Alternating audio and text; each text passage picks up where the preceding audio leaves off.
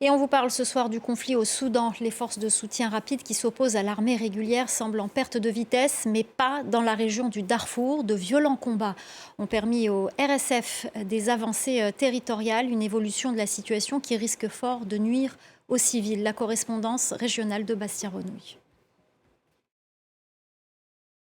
Les attaques des forces de soutien rapide se sont multipliées contre l'armée soudanaise au cours du week-end. Les RSF ont notamment capturé une base militaire dans la ville d'El Fachir, la capitale du Darfour Nord, l'une des villes les plus importantes du Darfour. Et en capturant cette base, ils s'assurent le contrôle de la ville. Ils ont aussi attaqué une garnison dans la ville de Niertété qu'ils ont capturée. Et puis, il y a la ville d'El Djenina, probablement la plus importante à l'heure actuelle au Darfour. C'est la capitale du Darfour occidental. Entre le mois d'avril et le mois de juin, il y a eu des massacres de population locale, de la population massalite, des massacres ethniques. Les milices Janjaweed alliées aux forces de soutien rapide, qui sont des milices d'ethnie arabe, s'en prennent aux populations locales.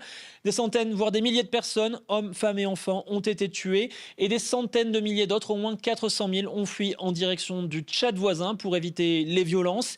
Et d'autres ont décidé de se réfugier dans une petite partie de la ville qui était épargnée par les combats.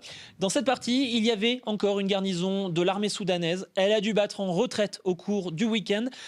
Certains militaires, au moins 45 selon les autorités tchadiennes, ont fui de l'autre côté de la frontière. Les RSF contrôlent donc désormais tout El Djenina et une grande partie du Darfour occidental. Alors, que faut-il craindre au cours des prochaines semaines, au cours des prochains mois? Plus de massacres de la population et puis potentiellement une partition du pays en deux, puisque les RSF semblent contrôler une très grande majorité du Darfour à présent, tandis que l'armée contrôle la vaste majorité du reste du pays.